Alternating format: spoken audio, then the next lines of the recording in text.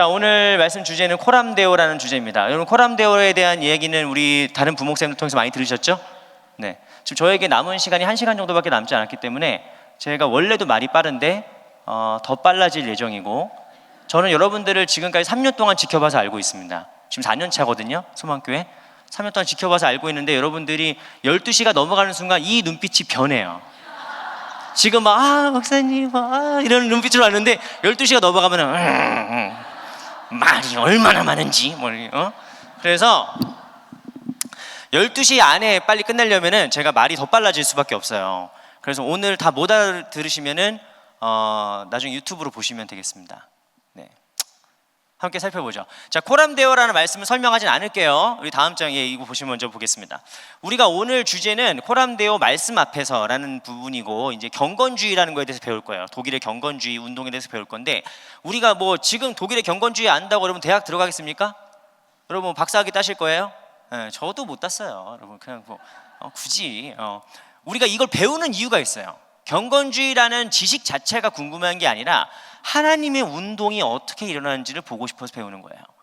자, 보십시오. 여러분, 교회사의 모든 운동들은 항상 어떻게 이루어지냐면은 뭔가 어떤 사건과 인물이 있어요. 어떤 사건과 인물. 이 이론은 그 플러신학교의 랄프 윈터라는 교수님과 폴 피어슨이라는 그 후임 교수님이 체계화시킨 이론이에요. 이 이론에 대단히 많이 감명을 받은 목사님이 누구냐면은 곽선희 목사님이에요. 곽선희 목사님이 세계 선교 운동사라는 책 서문에 이 책을 추천하면서 내가 존경하는 은사님인 랄프 윈터 교수님에 따르면 추천사를 쓴 적이 있어요. 그러니까 이 이야기는 단순히 어떤 학자의 이론일 뿐만 아니라 우리 교회가 또 추구하는 어떤 의미에서 형성되어 온 운동의 연장선이라는 걸 우리가 꼭 이해했으면 좋겠다는 마음에서 이 말씀을 드리는 거예요. 하나님의 사건은, 역사는 언제나 어떤 사건과 인물로부터 시작합니다. 근데 그게 미미해요. 아직은 작아. 근데 그런 것들이 이제 두 번째 단계가 뭐가 되냐? 운동이 되기 시작하는 거예요. 누구를 통해서? 평신도들을 통해서. 은혜를 받은 평신도들을 통해서 이게 운동, 무브먼트가 일어나게 되고, 그것이 이제 포멀라이징, 형성이 됩니다. 구조로. 그래서 마지막 단계로 어떻게 되느냐? 인스티튜션은 제도가 되는 거예요. 제도가. 다음 장 한번 봐주시겠어요? 여러분, 하나님의 역사는 반드시 뭘로 비롯되느냐? 사건으로 비롯됩니다. 사건이면서 동시에 인물이에요. 이게 도대체 뭔 소리냐? 여러분 쉽게 생각해서 사도 바울 보시면 됩니다. 사도 바울. 사도 바울이 예수님 만난 건 뭐예요? 사건이에요.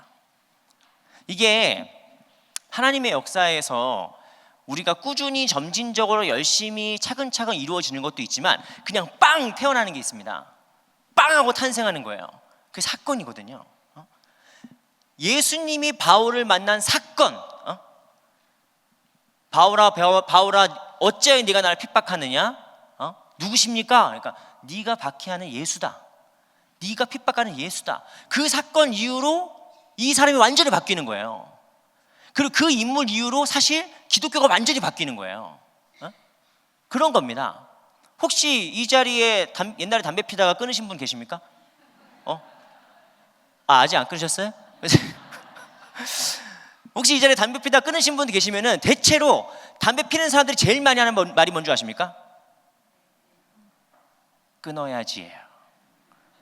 잘 모르시는구나 진짜로. 네. 끊어야지. 끊어야지. 근데 못 끊어요. 근데 어떤 사건이 있을 때 끊게 되는 사람들이 많아요. 병원을 갔더니 암입니다. 아니면은 아내랑 딸이 이렇게 되게 그런다거나. 옛날에 이재철 목사님이 담배 끊는 얘기 들으셨어요? 이재철 목사님이 한창 출판사 잘 나가고 그럴 때 담배를 막 피웠는데 사모님이 담배를 먹어버렸어요. 그 병원에 실려가지고 위세척하고 뭐 그런 적이 있었어요. 우리 남편이 담배를 계속 안 끊는다 하시는 분 지금 적지 마세요. 적지 마. 오늘 나도 한 개피 먹어봐야지. 죽어요. 큰일 납니다. 어떤 사건이, 어떤 인물이 변화를 가져와요. 근데 그 변화는 아직 미미하죠. 아직 사소합니다. 그런데 이 운동성이 중요한 거예요. 이 운동성이. 여러분, 중간에 예수 믿은 사람들이 모태신앙보다 더 뜨거운 이유가 뭔지 아세요? 사건을 경험했기 때문이에요. 모태신앙들은, 저는 모태신앙 절대로 뭐라고 하지 않습니다. 모태신앙들 막 아유 저는 모태라서 못해요 뭐 이런 거 하지 마세요. 여러분, 모태신앙의 나름의 또 장점이 있어요. 비교할 수 없는 신앙의 연륜과 깊이와 그 든든함이 있어요. 그런데 우리가 교회에서 보면은 어렸을 때부터 쭉 교회 나오던 분들의 신앙의 어떤 모습과 중간에 예수를 믿은 분의 어떤 신앙적인 성격이 되게 많이 다른, 온도차가 되게 다른 걸 느낄 수가 있어요. 왜 그렇습니까? 이분들은 사건이 분명한 게 있어요. 그런 분들이 꽤 많아. 그래서 이 사건에서 비롯되는 것이 운동이 되는 거예요. 이 사건에서 비롯되는 것이. 그 다음으로 넘어가면 어떤 일이 벌어지느냐? 그 사건이, 인물이 뭐를 일으키냐면은 운동을 일으킵니다. 무브먼트가 되는 거예요. 무브먼트가. 오늘 우리가 살펴볼 경건주의가 바로 이 운동이에요. 운동은 어떤 것이냐? 새로운 열정을 불어넣는 것이죠. 새로운 열정을 불어넣는 것. 보통 운동이 언제 일어나냐면은 평안하고 아무 문제 없을 때 일어나지 않아요.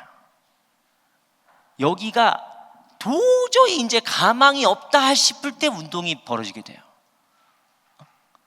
그러니까 로마 카톨릭이 전혀 더 이상 가망이 없다. 여기는 교회를 개혁하려고도 해보고 바꾸려고도 해보고 막 별의별 걸 다 해봤는데, 수도원도 만들어지고 별거 다 해봤는데 안 돼 이제.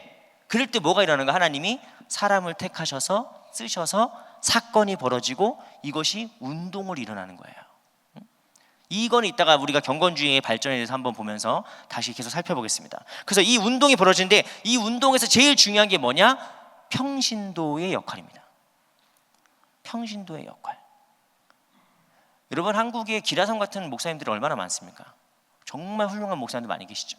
그런데 제가 특히 소망교회 와서 정말 더 뼈저리게 느꼈는데, 그런 막 엄청나게 능력 있는 목사님이니까 교회가 부흥했느냐? 그럴 수도 있죠. 그럴 수도 있습니다. 그런데 그거는 그냥 어떤 섬광 같은 사건이에요. 뛰어난 지도자는 있을 수 있어요. 그런데 반드시 그것이, 이 사건이 운동이 되려면 뭐가 있어야 되느냐? 평범한 사람들, 평신도들, 일반 성도들의 참여가 없이는 그냥 반짝반짝반짝 하다 끝납니다. 여러분, TV를 틀어보세요. 반짝반짝반짝 하다 끝난 스타들이 얼마나 많은 줄 아십니까? 옛날에 한때 막 신문에 뉴스에 막 나오던 스타들인데 지금은 흔적도 없이 사라진 스타들 많이 있어요. 근데 10년, 20년, 30년 넘게 평생 사랑받는 스타들이 있습니다. 뭐가 다를까요? 팬이 달라요. 팬덤이 있는 거예요. 그 스타를 지지해주고 응원해주고 격려해주는 팬들이 있기 때문에 그 스타성이 계속 유지되는 거 아니겠어요? 사건도 마찬가지입니다. 사건이 운동이 되기 위해선 서로가 서로에게 팬이 돼줘야 돼요. 잠깐 다른 얘기입니다만, 여러분이 만약에 결혼을 했는데 여러분의 결혼은 사건이죠. 사랑은 사건 아니겠습니까? 근데 그런 얘기 있잖아요. 사랑의 유통기한은 뭐 2년이다. 뭐 같이 산 지 20년 되니까 이제 야 썩었다. 뭐 이렇게 그 사건을 뭘로 만들어야 돼요? 운동으로 만들어야 돼요. 운동을 만들면 서로가 서로를 사랑하기 위해서 더 노력하고 더 애쓰고 더 겸손하게 섬겨야 돼. 그러려면 뭐가 필요하느냐? 구조가 필요합니다. 구조가. 그래서 사건과 인물은 운동을 낳고, 운동은 뭐를 필요로 하느냐? 구조를 필요로 해요. 그럼 구조가 생기면 그 구조, 모인 구조를 가지고 뭐라고 하느냐? 다음 장 보시면은 그거를 제도라고 합니다. 제도.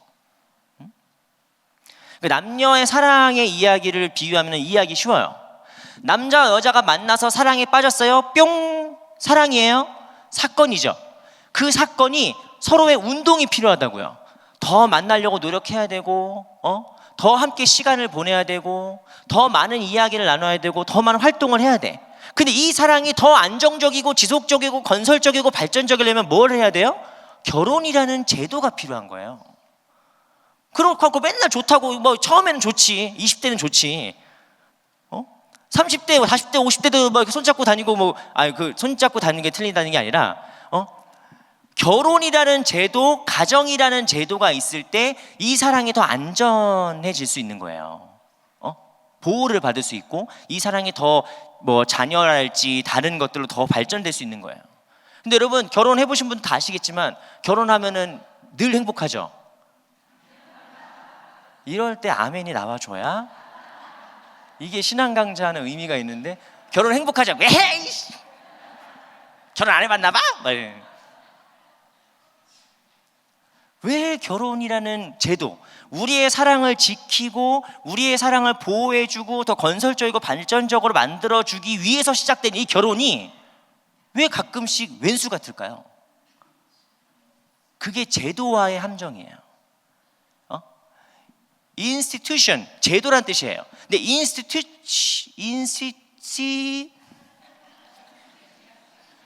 일자 읽어. institutional, 죄송합니다. 네, 제가 이래서 공부를 못 끝낸 거예요. 제도화가 진행된다는 건 뭡니까?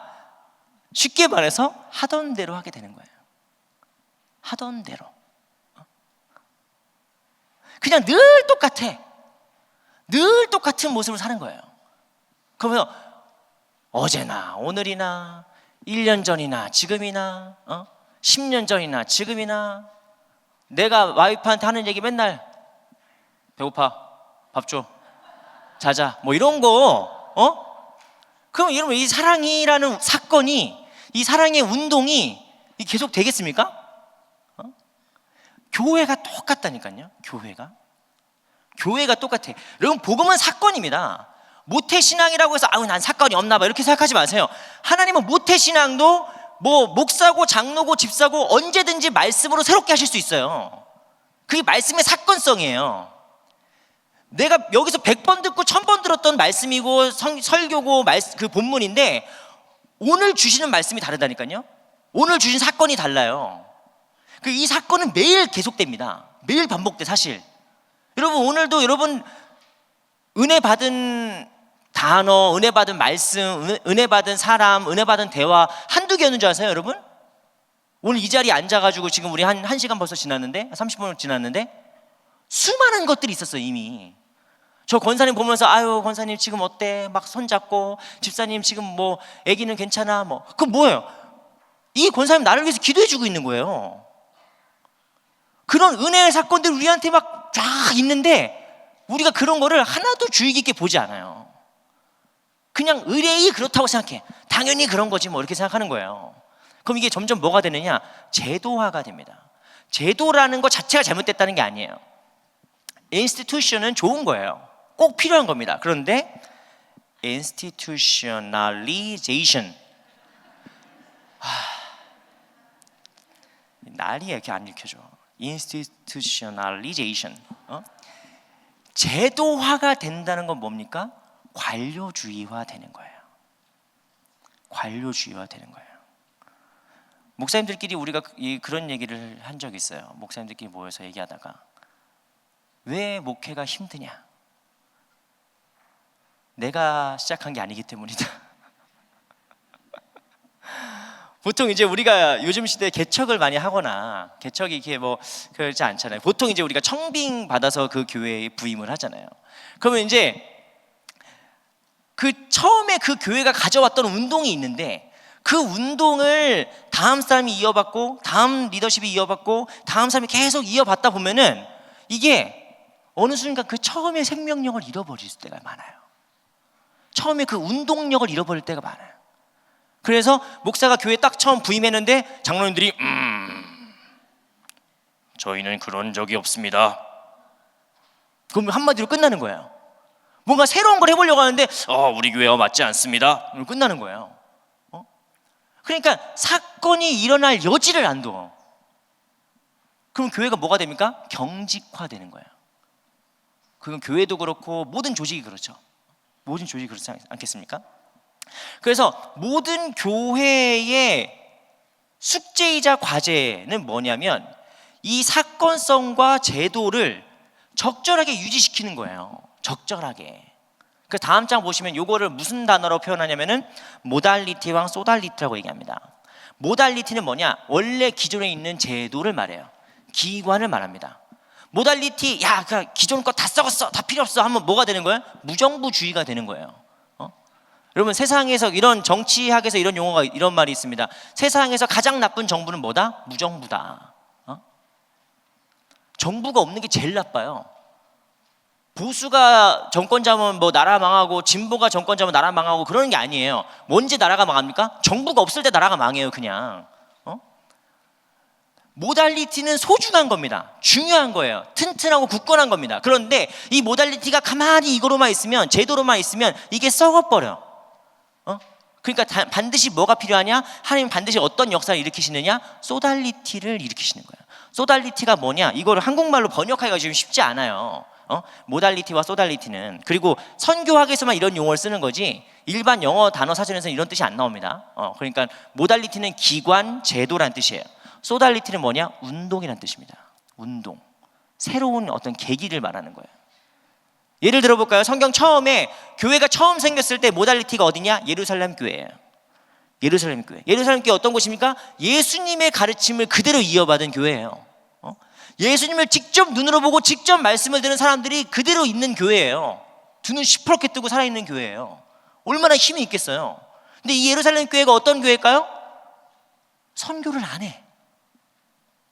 아니, 하루에 3,000명이 회개를 하는데, 베드로가 설교 한 번 했다 하루에 3,000명이 회개해서 막 예수 믿고 하는데 무엇으로 전도를 나갑니까? 이미 교회가 잘 되는데? 그 하나님이 그 교회를 그냥 둡니까? 바울을 택하시는 거예요. 바울을 택하셔서 유대인들이 아닌 이방인들에게도 말씀을 증거하게 하시는 거예요. 소달리티죠. 움직이는 교회가 되는 거예요. 움직이는 교회. 나중에 이제 기원후 4세기에 교회가 맨날 로마에게 핍박받고 막 이렇게 순교당하고 그러다가 하나님께서 국교회로 열어주셨어요. 기독교가 공인이 되고 예수 믿는 게 안전해지는 사회가 됐어요. 그리고 이 교회가, 기독교가 그걸 넘어서 뭐가 됐어요? 국교가 됐어요. 국교가. 박해를 받던 신앙에서 이제는 박해하는 신앙이 된 거예요. 박해하는 신앙이라는 말이 좀 이상하네요. 박해할 수 있는 위치까지 올라간 거예요. 권력이. 그러니까 어떻게 돼요? 교회가? 당연히 정치화되는 거죠. 그때 하나님께서 어떤 사람을 일으키십니까? 수도사들을 일으키십니다. 영성가들을 일으키세요. 그래서 보장된 어떤 자리나 교구나 교회로 가는 것이 아니라 사막으로 가는 거야.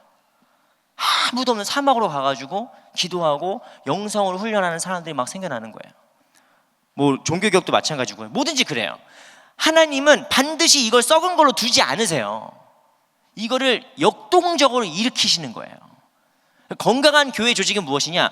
모달리티와 소달리티가 서로 이렇게 건강하게 순환하는 것이죠. 제도는 운동을 무시하지 않고 운동은 제도를 뭐라고 해야 되나? 배격하지 않는 거예요. 이게 건강한 교회가 이루어지고 건강한 사회가 이루어지는 방법입니다. 이론은 참 쉽죠. 이론은 참 쉬워요. 실제로는 오지게 어려운 게 이 운동이죠. 그래서 다음 장 보시면은 이 얘기를 한마디로 표현하는 것이 무엇이냐? 이게 종교개혁 시간에 여러분들 그렇게 많이 들었던 에클레시아 레포르마타 셈페르 레포르만다라는 구호예요. 뭡니까? 개혁된 교회는 계속 개혁되어야 한다. 교회를 해체하자는 게 아니에요. 우리가 교회를 해체하자는 게 아니라 이 교회가 더 계속 개혁할 수 있고 더 움직일 수 있고 운동할 수 있도록 우리가 노력해야 된다, 이런 뜻입니다. 이게 이제 선교학에서 말하는 그 어떤 하나님의 역사의 4가지 단계입니다. 사건과 인물이 있고요. 사실 사건과 인물 그 전에 뭐가 있냐면 부패가 있어요.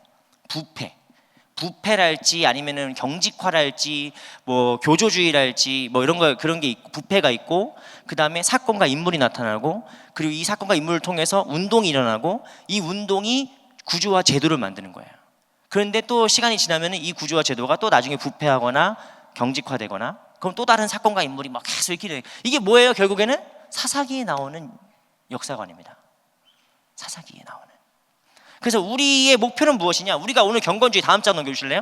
우리가 경건주의를 왜 배우느냐? 이거 배운다고 그러면 떡 하나 더 주는 게 아닙니다. 이거 배운다고 뭐 대학 가는 게 아니에요. 근데 이 경건주의를 우리가 왜 배우냐면은 첫 번째, 우리가 사실 이 경건주의적 전통을 이어받고 있어요. 아셨어요, 여러분? 모르셨죠? 여러분들 다 경건주의적인 유산을 받고 있는 사람들입니다. 그래서 첫 번째, 받은 은혜를 좀 알자. 받은 은혜를 좀 깨닫자. 이 일에서 배우는 거고, 두 번째, 우리가 교회의 개혁과 변혁과 변화를 어떻게 이룰 수 있느냐. 이거 뭐 새로운 목사님 오시면 이룰 수 있는 거냐? 뭐 사람 바뀌면 되는 거냐? 그게 아니라는 거예요. 정치나 사회나 경제는 모르겠어요. 근데 교회는 분명히 그게 아니라는 거예요. 교회는 언제 바뀌느냐? 그거를 우리가 경건주의를 통해서 보려고 하는 거예요. 자, 다음 장 한번 넘겨주십시오. 자, 경건주의 배경이 되는 역사 이야기를 하려고 하는데 여러분들 눈빛이 저걸 언제 다 얘기하나 이런 눈빛이에요. 여러분, 제가 아주 빠르게 5분 안에 말씀드리겠습니다. 5분 안에 말씀드릴게요. 여러분 다들 관심도 없으시겠지만, 자, 1517년 마틴 루터라는 사람이 비텐베르크 성문에다가 95개 조항을 갖다 붙입니다. 땅땅땅 못을 박아요. 라틴어로 처음에 썼어요. 딱 박았어. 다음날 아무 일도 벌어지지 않았습니다. 왜? 라틴어를 못 읽으니까. 그래서 다음날 독일말로 바꿔가지고 독일말로 땅땅땅 선문에 갖다 박습니다. 그 사람들이 그거 읽으면서 우와, 야, 맞아, 그렇지. 교회가 요즘 좀 잘못하고 있지, 이상하지. 그게 또 해필이면은 구텐베르크의 인쇄술이 유럽에 보급이 되면서 그게 하루빨리 복사가 돼가지고 막 퍼져나가는 거예요. 그래가지고 그동안 카톨릭이 문제가 있고 잘못하고 있는 걸 다 알았는데 아무도 나서지 않을 때 이 마틴 루터의 95개 조항이 불쏘시개가 돼가지고 독일 전역으로 퍼져나가는 겁니다. 쫙 퍼져나가요. 그러니까 이제 국가에서, 신성 로마 제국에서 이제 마틴 루터를 부른 거죠. 1521년에 보름스 회의에서 루터 파문은 우리 지금 여러분들 만약에 소망교회에서 저한테 이재용 목사 파문 이렇게 하면 제가 주님 그럴까요? 여기서 다른 교회 가시 뭐. 장로교에서 나 파문하면 감리교 가시 뭐. 응? 우리는 지금 교회를 고를 수가 있으니까 파문이라는 얘기가 별로 이렇게 충격적이지 않아요. 근데 그때는 교회와 국가가 하나예요. 그러니까 교회에서 파문을 당한다는 건 뭔 뜻입니까? 너를 이제 사탄의 권세에 내어주노라. 그 뜻이에요. 첫 번째. 그러니까 너는 죽어서 지옥 간다는 뜻이에요. 두 번째, 이제부터 저 마틴 루터를 길거리에서 봐서 누가 죽여도 그 사람은 죄가 없다. 왜? 이 사람은 법의 보호를 받는 사람이 아니야. 누구든 죽일 수 있고 누구든 죽여도 죄가 아니에요. 그러니까 보름스 회의에서 마틴 루터를 파문했다는 건 뭔 뜻이에요? 이제 너 나가서 죽으라는 거예요, 이제. 그런데 루터가 맞다고 생각했던 영주들, 개신교의 영주들이 있어요. 그 영주들이 루터를 납치에다가 몰래 9개월 동안 숨겨놔요. 성에다가 나오지 말라고. 나오면 죽으니까. 그러면서 이 영주들이 점점 모이기 시작하더니 하나의 거대한 그룹을 만들기 시작했는데 이게 카톨릭 그룹과 개신교 그룹으로 나뉘게 돼요. 그때 개신교라는 말 자체가 없었죠. 근데 어쨌든 이게 1526년, 21년에 보름스 회의에서 루터 파문당하고 개신교 흐름이 점점 커지면서 26년에 제1차 슈파이어 제국회의라는 데가 열렸는데 그때 카톨릭 황제가 로마 황제가 힘이 없었어. 막 전쟁 있고 막 너무 정신이 없어. 그래가지고 야, 개신교 니네들 알았어. 니네들 요구하는 게 뭔지 알았으니까 니네끼리 잘 믿어. 알았어. 이렇게 봐준 거예요. 그러니까 그때부터 개신교가 더 융성해지는 거예요. 막 복음 전하고 야 니네 카톨릭이 얼마나 틀린 줄 알잖아. 교황이 얼마나 잘못하고 있는지 알잖아. 막 얘기하니까 그치 맞지 해가지고 개신교 그룹이 점점 커지는 거예요. 그러다 전쟁이 멈추기 시작합니다. 전쟁이 그치기 시작하면 황제가 힘이 생기잖아요. 그러니까 1529년에 다시 불러요. 슈파이어로 다시 모여라. 가지고 야 니네 개신교 다 아웃. 니네 계속 개신교 믿으면 다 죽어. 이렇게 되니까 그 믿던 사람들이 뭔 소리냐고 지금 3년 전에 했던 얘기 왜 다르냐면서 막 싸우기 시작하는 거예요. 가지고 야 얘들 대드네? 얘들 반항하네? 그래서 걔네들이 뭐라고 부르기 시작하냐면은 프로테스트 하는 사람들, 저항하는 사람들이네? 쟤네 말 되게 안 듣네? 그래서 프로테스탄트라고 부르는 거예요. 그 여러분들 옆에 보세요. 말 잘 듣게 생겼습니까? 말 안 듣게 생겼습니까? 우린 다 말 안 듣게 생긴 사람들이에요. 저를 보세요. 제가 말 잘 듣게 생겼습니까? 얼마나 제가 순종을 잘하는지 몰라요. 프로테스탄트란 말이 여기서 나와요. 그래서 이 도표를 다 말씀드리면 지금 제가 약속한 5분을 지났기 때문에 그냥 빨리 얘기하자면은 그 뒤로 카톨릭 진영과 개신교 진영이 정말 많은 전쟁도 하는 거예요. 전쟁도. 슈말칼덴 전쟁부터 시작해서 최악의 전쟁은 30년 전쟁입니다. 30년 전쟁을 하면서 그때 당시 막 독일의 인구의 3분의 1이 죽어요. 최초의 세계 대전이에요. 이게 그 전까지는 국가랑 국가가 싸우는 거예요. 근데 이 30년 전쟁은 뭐냐? 명분은 기독교야, 명분은 카톨릭이냐 개신교냐 하지만 실제적으로는 국가 간에 온갖 이득이 다 걸려있는 전쟁이란 말이에요. 그래서 아무튼 이걸 하면서 독일이라는 나라가 완전 쑥대밭이 되고 종교의 갈등이 막 극한까지 올라가는 거예요. 그 30년 전쟁은 6.25 전쟁이랑 거의 비슷하거든요. 명분과 실제적인 전쟁의 양상이 완전 달라요. 아무튼 그래서 완전 독일이 쑥대밭이 됩니다. 다음 장 넘겨주시면, 요거 준비를 제일 많이 했는데 요거를 이렇게 하고 가네요. 시간이 없어서. 자, 그래서 그럼 개신교가 어떻게 되느냐? 처음에는 말씀으로 돌아가자, 오직 믿음으로 의인이 된다는 이신칭의와 이런 아주 성경의 본질적인 이유로 시작했던 개신교란 말이에요.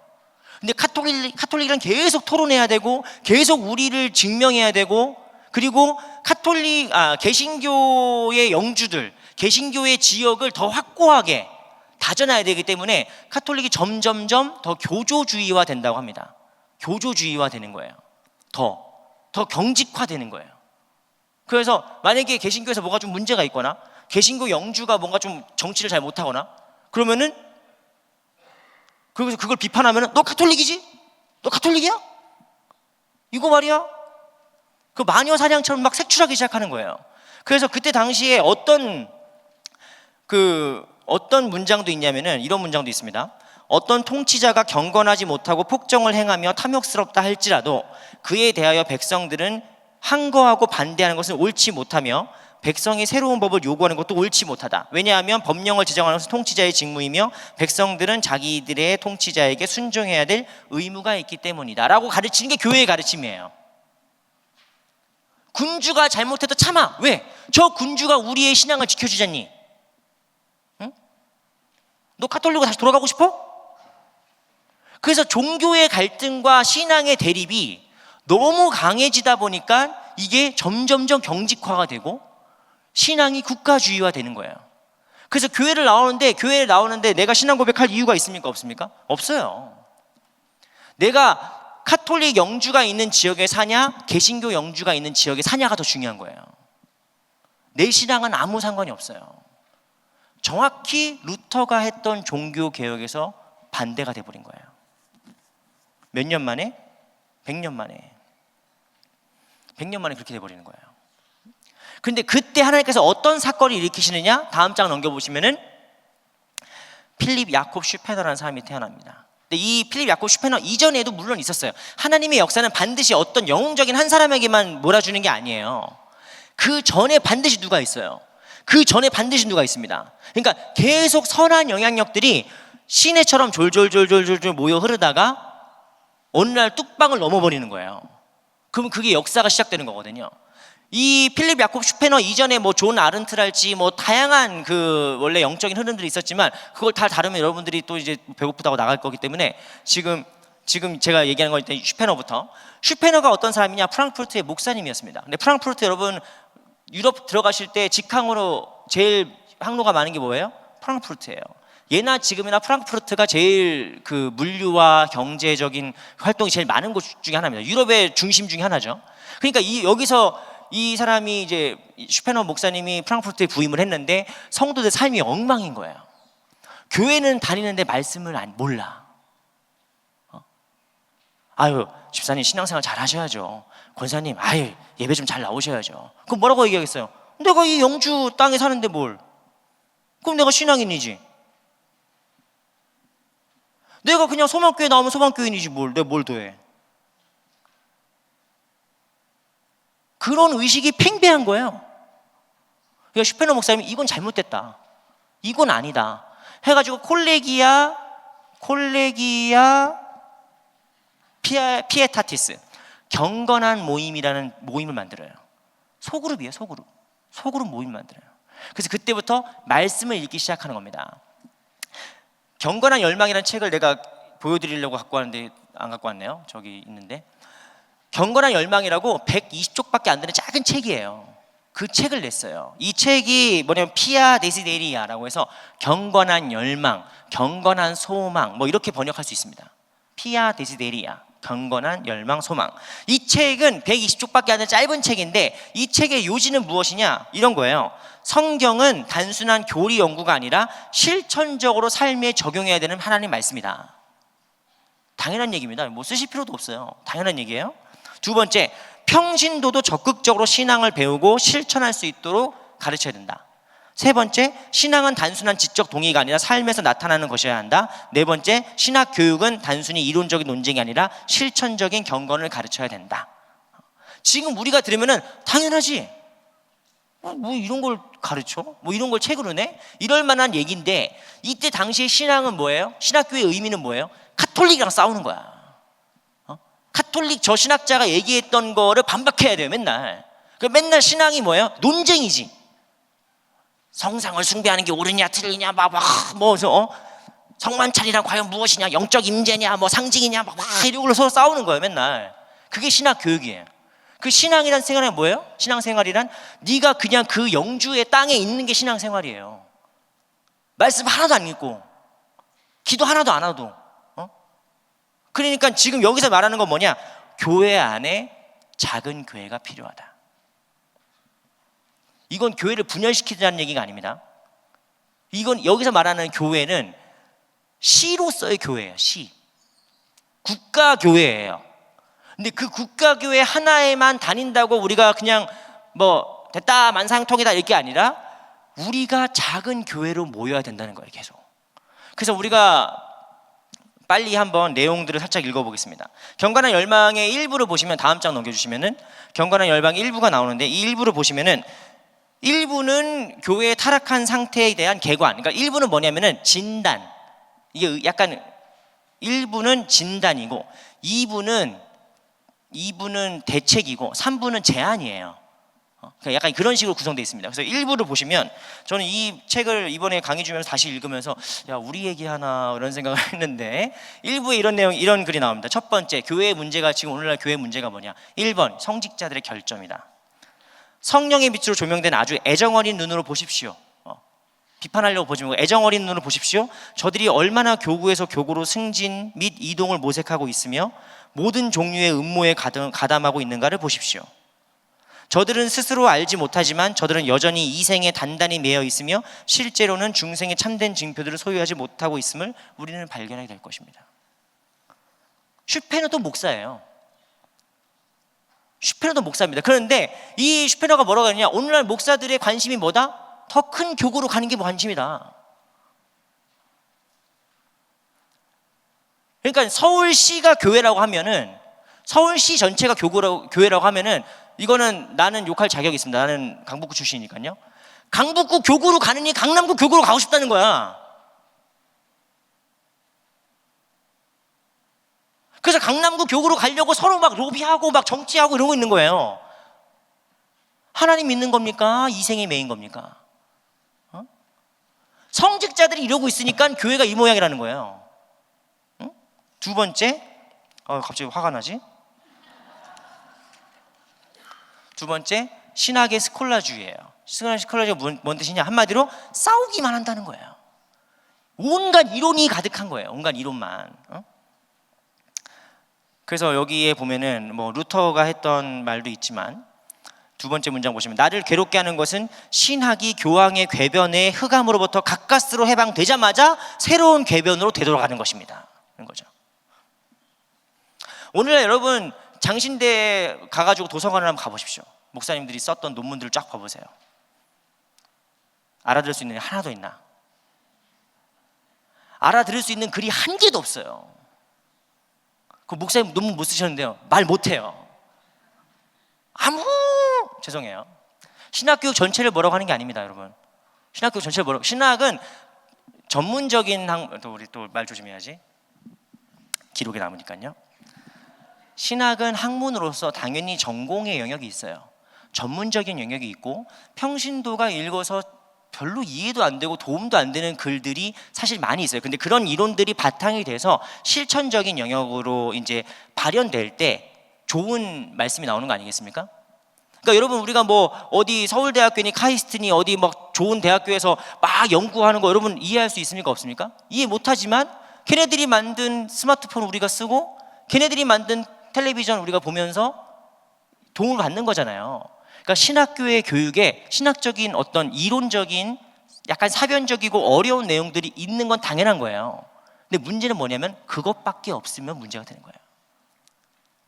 아무런 실용적인 게 없고 아무런 도움되는 게 없고 실제로 신앙에 도움을 주는 게 없이 그냥 맨날 뭐 누구에 따르면 바르트에 의하면 무슨 뭐 맨날 이런 얘기만 하고 있으면 뭐야 이거 그렇게 되는 거죠. 응? 자, 다음 장 넘겨주시면은 이건 말씀이죠. 성경 때도 그랬다. 바울이 얘기한 거 뭐예요? 신하와 끝없는 족보에 몰두하는 어리석은 행동을 버려라. 이거 버리라는 거예요. 이거는 그러니까 사변적인 신학화는 어떤 의미에서 지식의 유혹이죠. 지식의 유혹입니다.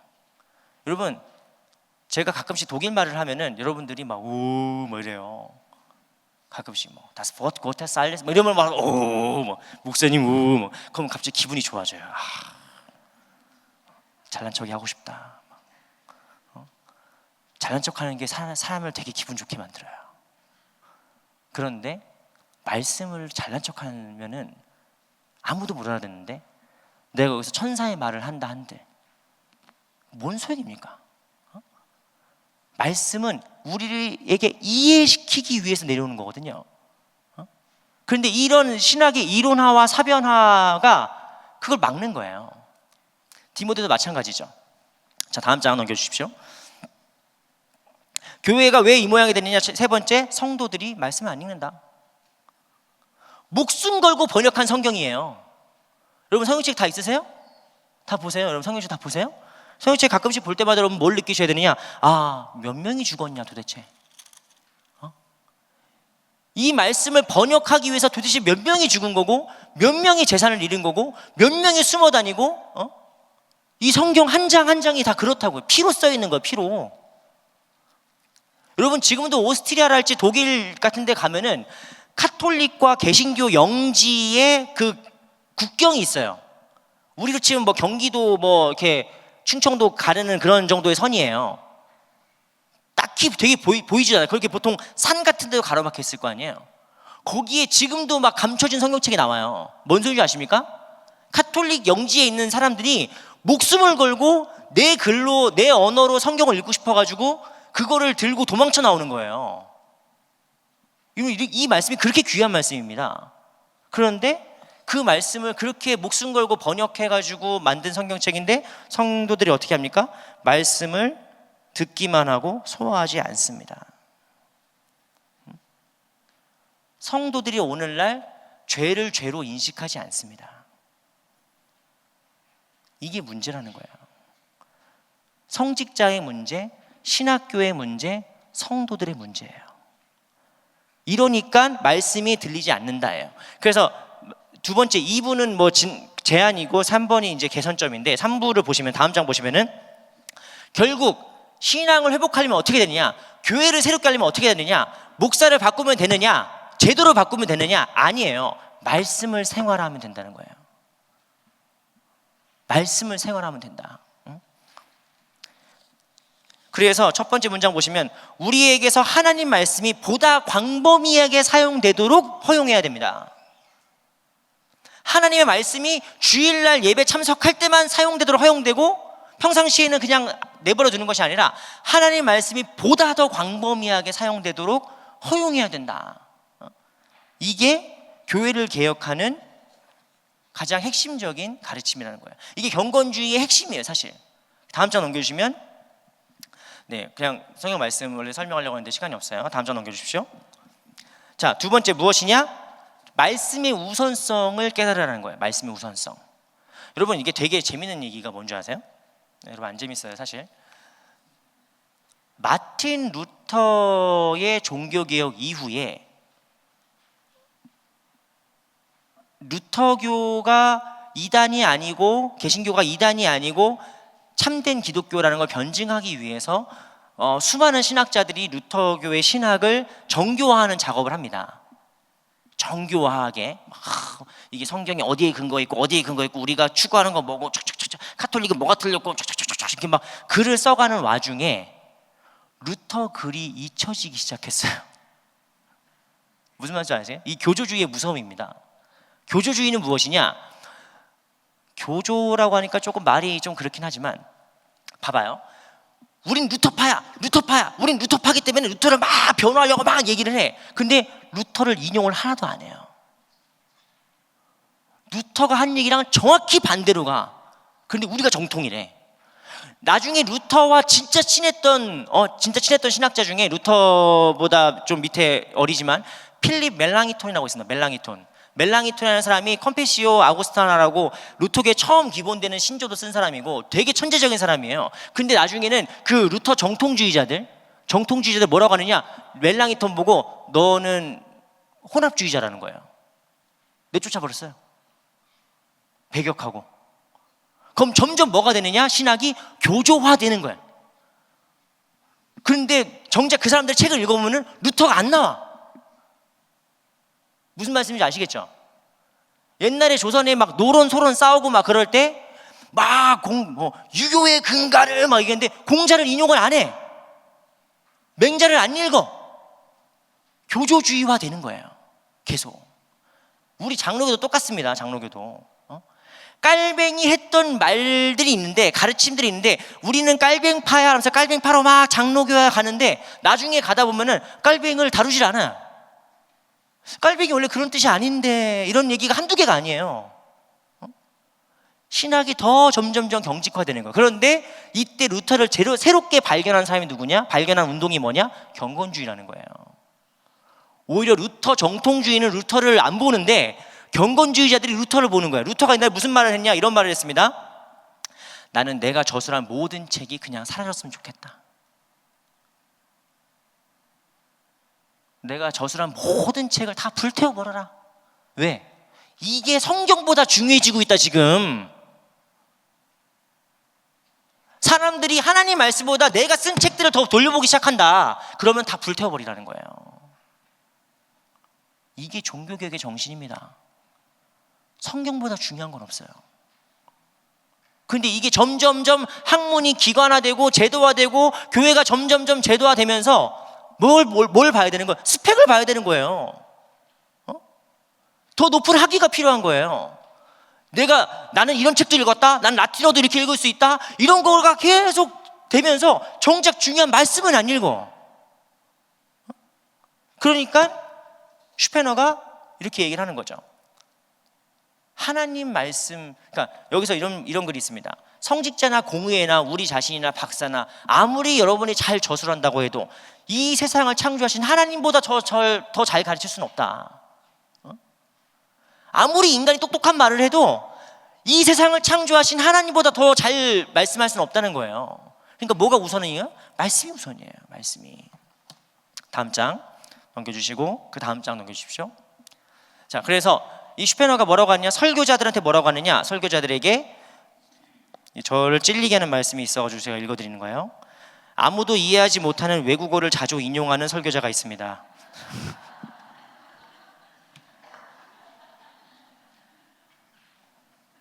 죄송합니다. 네. 그러려고 한 건 아니었어요. 이해를 돕기 위해서 한국에 없는 표현이지만 독일어 번역에서 좋은 게 있다 해서 제가 설명한 거지. 저를 이해해 주시기 바랍니다. 근데 어쨌든 뭐라고 썼느냐? 아무도 이해하지 못하는 외국어를 자주 인용하는 목사가 있는데 설교는 그런 것이 아닙니다.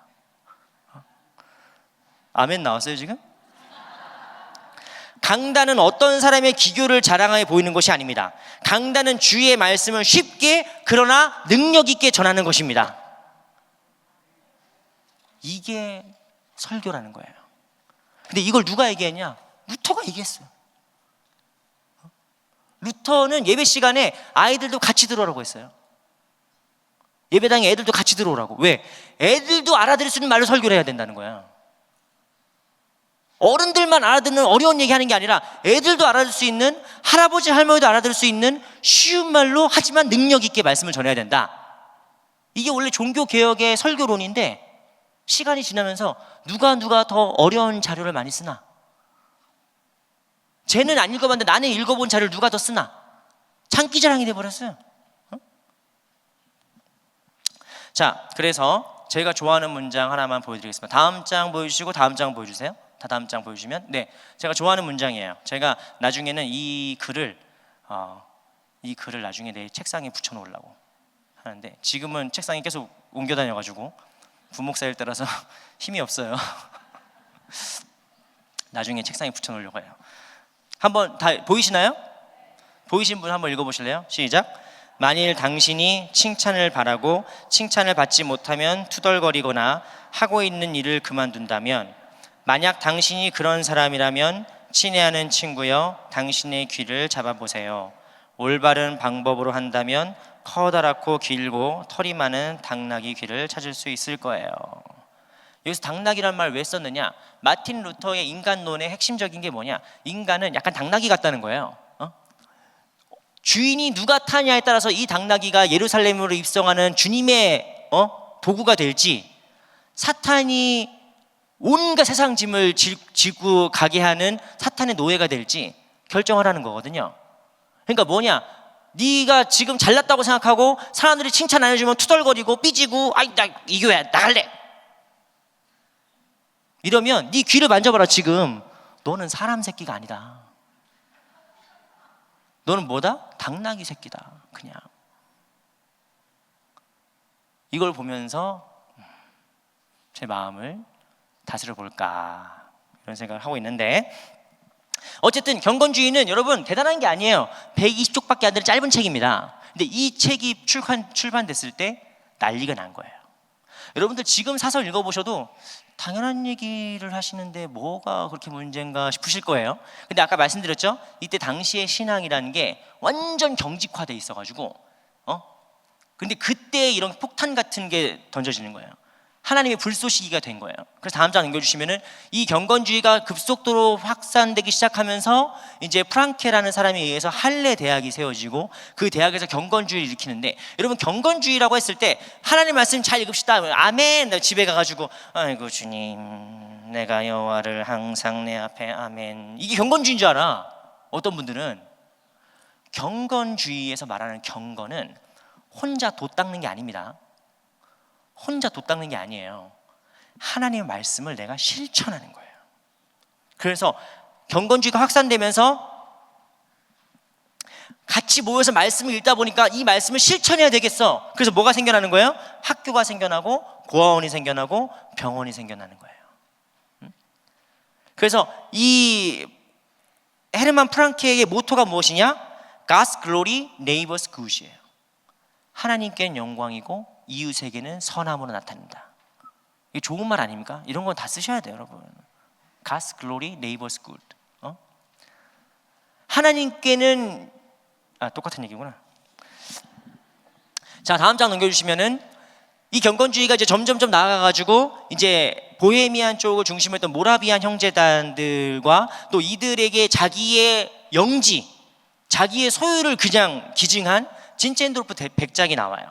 이 백작이 함께 이제 헤르누트 공동체라는 걸 만들거든요. 이 이야기를 제가 하려고 했는데 시간이 너무 없고, 더 놀라운 사실은 다다음 주인가 권정현 목사님이 이 주제로 말씀을 하십니다. 저희가 짠 게 아니에요. 근데 권 목사님이 이걸로 하시겠대. 그래서 야, 이건 하나님이 하신 거구나.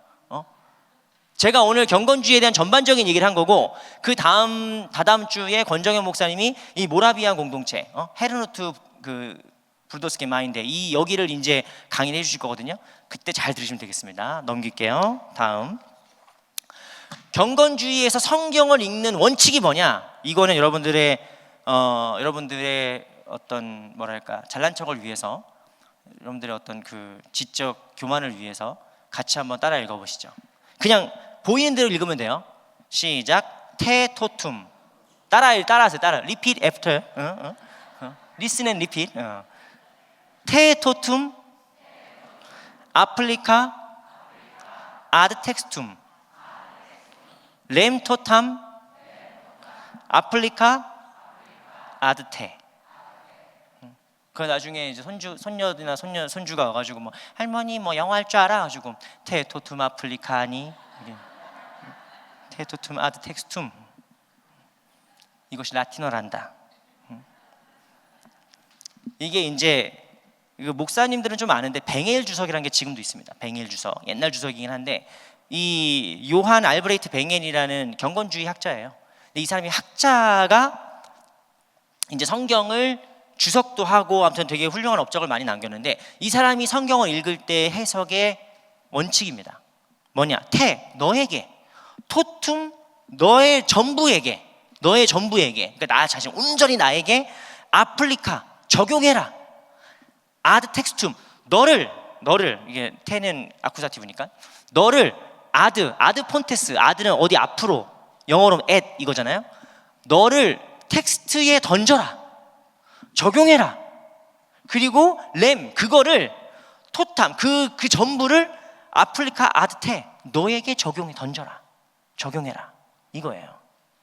말씀을 읽을 때 겉핥기처럼 읽지 말고 그 말씀에 나를 온전히 적셔야 돼. 제가 늘 말씀드리잖아요. 나는 목회자로서, 설교자로서 설교를 하고 나서 성도님들이 목사님 은혜 받았어요, 목사님 설교 짱이에요, 한 개도 안 반가워요. 조금 기분은 좋아요. 조금 기분은 좋지만 한 개도 필요 없어요. 그건 다 나를 당나귀로 만드는 짓거리예요. 근데 내가 목회자로서, 설교자로서 들었을 때 제일 영광스러웠던 칭찬이 뭔지 아세요? 내가 전주에 설교를 했는데 그 다음 주에 어떤 집사님이 오셔가지고 내 손을 잡으면서 목사님 너무 아팠습니다. 뭐가요? 목사님 하신 말씀인데 일주일 내내 너무 찔려가지고 머리에서 떠나질 않는데 그 말씀이 일주일 내내 찔렸대요.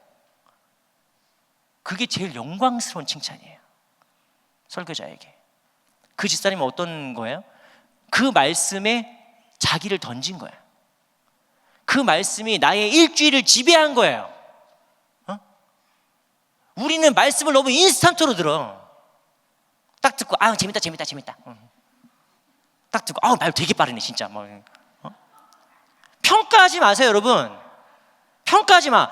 아플리카라고, 어플리케이션 적용해야 됩니다, 여러분 삶에. 목사님 오늘 설교 준비 안 했구만. 평가하지 마세요. 추측하지 마세요. 물론 여러분 추측이 왜 안 됩니까? 평가가 왜 안 되겠어요? 그런데 말씀을 정말 듣는 자세는 뭡니까? 그 말씀에 나를 던지는 거예요. 나에게 그 말씀을 던지는 거예요. 그럼 어떤 반응이 나오느냐? 사도행전 2장처럼 우리가 어찌할꼬라는 반응이 나와요. 하나님, 내가 어떻게 해야 되겠습니까? 그 하나님께 그 변화되는 거예요. 그래서 다음 장 넘겨주십시오. 경건한 신앙생활이 무엇이냐? 우리는 경건하다는 것을 돛닦는다고 생각해요. 돛닦는 거 아닙니다. 개혁하는 거예요. 나를 개혁하고, 우리 가족을 개혁하고, 우리 교회를 개혁하는 거예요. 경건주의자들이 결코 숨어서 그냥 말씀만 조용히 읽고 오늘 너무 좋았어요, 오늘 은혜 받았어요 하고 집에 간 게 아니에요. 그 경건한 성경 읽기의 모임이 점점 확대돼 가지고 독일 전역을 바꾸는 거예요. 이 경건주의가 나중에 어떻게 된지 아십니까? 이 경건주의가 모라비안 형제단에 의해서 선교사를 파송하게 돼요. 그 전까지 개신교 선교 안 했습니다, 여러분. 개신교 선교 안 했어요. 논쟁했지. 근데 개신교 선교의 아버지라고 불리는 윌리엄 캐리가 선교를 가기 50년 전에 모라비안 선교사에서 인도에 10명을 파송했어요. 선교가 시작돼요. 그런 다음에 이 경건주의의 운동이 나중에 누구한테 감동을 주느냐? 이제 독일의 신학자인 여러분들 별로 아실 필요 없지만 독일의 신학자인 슐라이어마한테 감동을 줍니다. 그리고 영국에 가면은 존 웨슬리한테 감동을 줘요. 그래서 감리교 운동에 엄청나게 큰 영향을 미쳐요, 경건주의 운동이. 그리고 이 경건주의 운동이 미국으로 넘어가가지고 대각성 운동과 복음주의 운동에 큰 영향을 미치는 겁니다. 한국 교회는 어떤 교회예요? 미국의 대각성 운동에서 되게 영향을 많이 받은 교회거든요. 그래서 우리가 말씀을 대하는 자세가 사실 경건주의부터 쭉 타고 내려오는 거예요,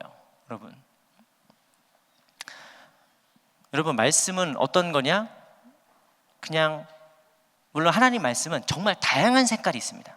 정말 다양한 색깔이 있어요. 어떤 말씀은 따뜻하고, 어떤 말씀은 조용하고, 어떤 말씀은 막 천지를 뒤흔드는 말씀인데, 결론적으로 무엇이냐? 이거는 프란츠 카프카가 했던 말인데, 다음 장 넘겨주시면은, 쓸데없는 외국, 아무도 알아듣지 못하는 외국말을 하는 설교자들이 있습니다. 이기 때문에 내가 참 부끄럽지만, 그래도 여러분의 뭐 이렇게 흥미를 끌 겸 제가 한번 원어로 읽어드리겠습니다. Ein Buch muss die Acht sein für das gefrorene Meer in uns. 이게 프란츠 카프카가 했던 유명한 말이에요. 책이란 무엇이어야만 하느냐? Ein Buch muss, must. 책이란 반드시 뭐여야 해? 뭐냐? 도끼가 돼야 돼. 도끼가. 어떤 도끼냐? 우리의 얼어붙은 바다를 깨부수는 도끼가 돼야 된다는 거예요. 그래서 이 뒷말이 더 유명해요. 그렇지 않은 책을 왜 읽냐?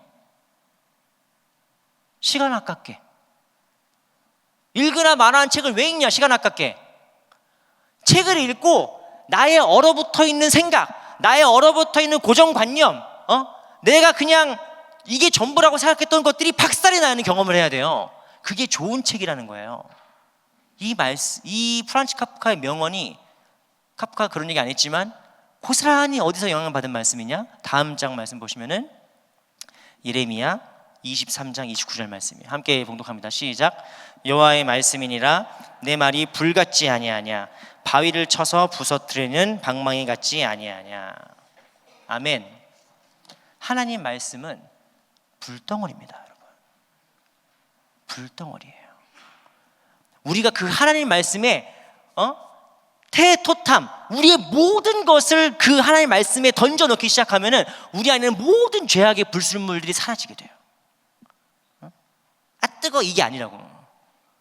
우리의 모든 불순물이 빠지는, 그리고 우리의 모든 딱딱하게 굳어버린 우리의 고정관념과 생각들을 부숴버리는 방망이 같은 거란 말이에요. 말씀 앞에 우리가 깨져야 돼요. 말씀 앞에 깨져야 돼요, 여러분. 근데 우리는 말씀 앞에 안 맞으려고 안 맞으려고 용을 써. 말씀 앞에 안 맞으려고 해. 말씀이 다가오거든 그냥 갖다 박으세요, 여러분. 갖다 박아. 여러분의 딱딱한 굳은 살들이 하나님의 말씀으로 새롭게 돼야 돼요. 언제 제도가 개혁되느냐, 언제 제도의 경직성이 부셔지느냐? 하나님의 말씀을 만날 때입니다. 하나님의 말씀을 만날 때예요. 그 말씀을 바로 만나면, 복음을 바로 만나면 그 불덩어리가, 그 방망이가 우리의 얼어붙어 있는 바다를, 이 경직성을 부셔버릴 수 있는 거예요. 언제 교회가 개혁됩니까? 언제 교회가 부흥합니까? 이 껍데기를 깨야 될 거 아니에요. 껍데기가 깨져야 되지. 그래야 알이 알에서 깨져야 새가 튀어나오는 것처럼 교회의 경직성이 깨 부셔져야 새로운 생명이 탄생하는 거예요. 복음의 역사가 다른 걸로 안 됩니다. 말씀밖에 안 돼요. 말씀을 하는 거예요. 자, 다음 장 넘겨주시면, 자, 이제 끝나게 됩니다. 여러분들 눈빛이 바뀌기 시작했어요. 이제 슬슬 배가 고프다 이런 눈빛이지만 5분 안에 끝납니다. 네. 오늘날 우리가 경건주의에 대해서 다 아는 얘기입니다. 사실 오늘 지금 생전 처음 들어본 얘기 있으세요? 없잖아요. 뭐 다 아는 얘기예요. 다 중요한 얘기예요. 그런데 우리가 오늘 받을 교훈은 무엇이냐? 경건주의 자체를 알자고 이걸 배우는 게 아니에요. 갈수록 제도화되고 경직화되고 교조주의화되는 우리의 교회들과 신학교와 우리의 신앙생활을 어떻게 하면 갱신할 수 있을까? 이런 문제의식에서 같이 배웠습니다. 그리고 그 방법은 무엇이냐? 말씀이다. 말씀을 사건으로 만나는 것이다.